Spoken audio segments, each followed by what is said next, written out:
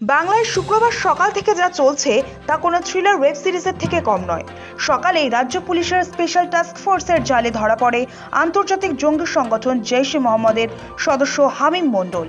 আর রাতেই ঝাড়খণ্ডের সাহেবগঞ্জ থেকে সেই হামিমেরই বান্ধবী অর্পিতা সরকারকে গ্রেফতার করে বেঙ্গল এসটিএফ। আর এই বান্ধবী অর্পিতা গ্রেফতার হতেই সামনে আসছে একের পর এক চাঞ্চল্যকর তথ্য। হানি ট্র্যাপের মাধ্যমে অপহরণের অ্যাসাইনমেন্ট।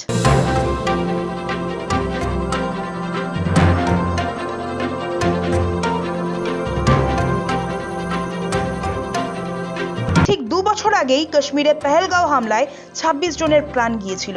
সেই হামলার পরে পাকিস্তানের চরদের সঙ্গে যোগাযোগ রাখার অভিযোগে গ্রেফতার হয়েছিলেন হরিয়ানার নেট প্রভাবী জ্যোতি মালহোত্রা। পুলিশ সূত্রে খবর, সেই জ্যোতির মতো অর্পিতা সরকারকে দিয়েও চরচক্র তৈরির চিন্তাভাবনা ছিল পাকিস্তানি গুপ্তচর সংস্থা আইএসআই এর। হরিয়ানার নেট প্রভাবীর মতো অর্পিতা সরকারও এ রাজ্যের পুলিশ অফিসার নেতাদের সঙ্গে যোগাযোগ বাড়ানোর চেষ্টা করেছিলেন বলে তদন্তকারীদের সূত্রে খবর। অর্পিতার সাহায্যে হানি ট্র্যাপ করে হামিম তথা আইএসআই বা পাকিস্তানের শেহজাদ ভাট্টি জঙ্গিরা অপহরণ ও তোলাবাজির ছকও কষেছিল। সেই সূত্রে প্রায় 4 মাস ধরে হাওড়ার ওই মন্ত্রীর ছেলের সঙ্গে সোশ্যাল মিডিয়ায় যোগাযোগ করে তাকে হানি ট্র্যাপে ফেলে অর্পিতা।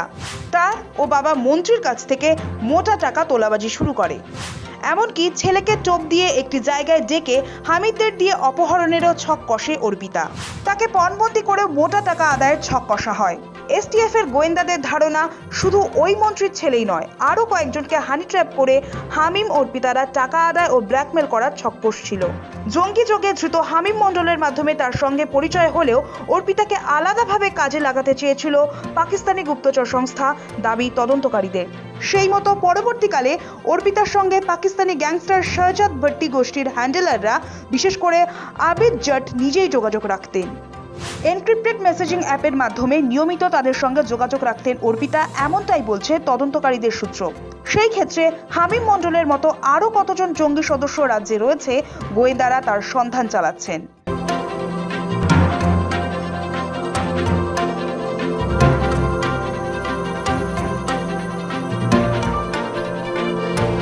হামিমের গ্রেফতারির পর শুক্রবার রাতে ঝাড়খণ্ডের সাহেবগঞ্জ থেকে পাকড়াও করা হয় অর্পিতা সরকারকে। বাজেয়াপ্ত করা হয় তার 2টি মোবাইলও। রাজ্যের স্পেশাল টাস্ক ফোর্স সূত্রে খবর, ইনস্টাগ্রামের মাধ্যমেই দুজনের পরিচয় হয়েছিল। ধৃত হামিমের সঙ্গে বিদেশি হস্টাইল এলিমেন্টদের যোগাযোগ ছিল বলে অভিযোগ। তদন্তে উঠে এসেছে পাকিস্তানি গ্যাংস্টার ভাট্টির দুষ্কৃতী দলের কথাও। তদন্তকারীদের সূত্রে খবর, হামিম এবং অর্পিতাকে দুবাইতে দেখা করতে দেখেছিল ভাট্টি গোষ্ঠীর হ্যান্ডেলাররা, কিন্তু হামিমের পাসপোর্ট না থাকায় তাদের দুবাই যাওয়া হয়নি। তদন্তকারীদের সূত্র বলছে, নেট প্রভাবী অর্পিতাকে দিয়ে চরচক্র চালানোর পরিকল্পনা করেছিল আইএসআই। সেই মতো তার প্রশিক্ষণ শুরু হয়েছিল। সূত্রের খবর, ভাট্টির গ্যাংয়ের কথা অর্পিতাকে জানিয়েছিল হামিম। তিনি জানিয়েছিলেন অপরাধমূলক ষড়যন্ত্রের জন্য ওই গোষ্ঠী তাদের অস্ত্র সরবরাহ করবে। পরে অর্পিতাকে আলাদাভাবে ব্যবহারের পরিকল্পনা করেছিল আইএসআই ভাট্টির গোষ্ঠী, এমনটাই দাবি তদন্তকারীদের একটি সূত্রে। তদন্তকারীদের একাংশ মনে করেন, অর্পিতাকে সেই জ্যোতি মালহোত্রার মতো করে গড়ার চেষ্টা করা হচ্ছিল। পেহেলগাঁও কাণ্ডের পর ভারত পাকিস্তানের মধ্যে সংঘাতের মাঝে পাকিস্তানি গুপ্তচরদের সঙ্গে যোগাযোগ রাখার অভিযোগ ছিল জ্যোতির বিরুদ্ধে। এদেশে প্রভাবশালীদের সঙ্গে যোগাযোগ রাখতেন তিনি। তার মাধ্যমে এদেশের গোপন খবর আইএসআই হাতাতো বলে অভিযোগ। সেরকম ভাবে অর্পিতাকেও ব্যবহারের পরিকল্পনা ছিল হ্যান্ডেলারদের।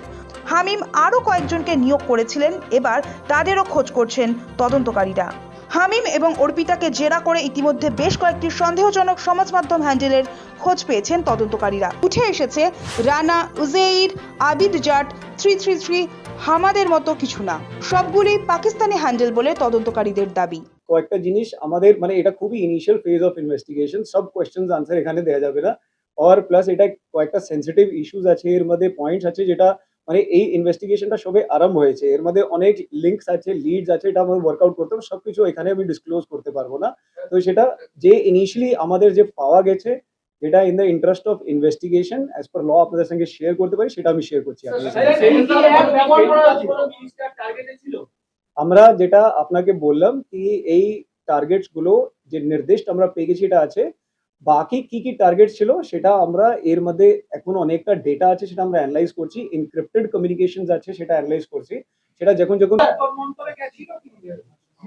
শামীম হামিম এখনো পর্যন্ত যন্তর মন্তর গিয়েছিল কি না সেটা ভেরিফিকেশন চলছে। এই কয়েকটা হ্যান্ডেলস ছিল, তাদের মোবাইল নাম্বারসও ছিল, ওর এনক্রিপ্টেড অ্যাপস এর মাধ্যমে এর মধ্যে কিছুটা নাম্বার ইভেন আমরা দেখলাম ইউকে, মেক্সিকোর সিম কার্ডও নেওয়া হয়েছে। और এই পার্টিকুলার নাম্বারস এর থ্রু এনক্রিপ্টেড অ্যাপস কমিউনিকেশন হতো এদের সঙ্গে।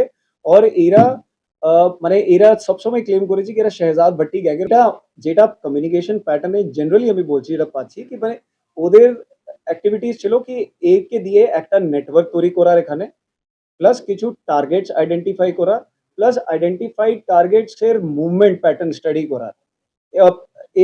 আর মানে কত লোক এই অ্যাক্টিভিটি, যাদের এদের যা প্ল্যান আছে ওদের মধ্যে কত লোক ইউজফুল হতে পারে তাদেরকে টার্গেট করে করে they were trying to spread.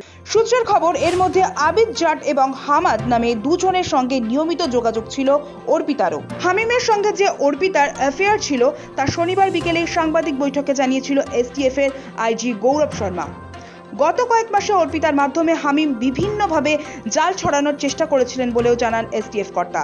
সূত্রের খবর, অর্পিতার মাধ্যমে হানি ট্র্যাপ করে অপহরণ এবং টার্গেটেড অ্যাসাসিনেশনের ছক কষা হয়েছিল। পাক হ্যান্ডেলারদের ছক ছিল হামিম ও অর্পিতাকে দিয়ে নেটওয়ার্ক তৈরি করা, কিছু টার্গেট শনাক্ত করা, সেই টার্গেটদের গতিবিধির উপর নজর রাখা। এই হানি ট্র্যাপের কাজে তারা আরও কতজনকে কাজে লাগিয়েছে তা জানার চেষ্টা হচ্ছে বলে জানিয়েছে পুলিশ। অর্পণ সিংহ, আমজাদ আলী শেখ ও সৌভিক সান্যালের রিপোর্ট, সময় কলকাতা।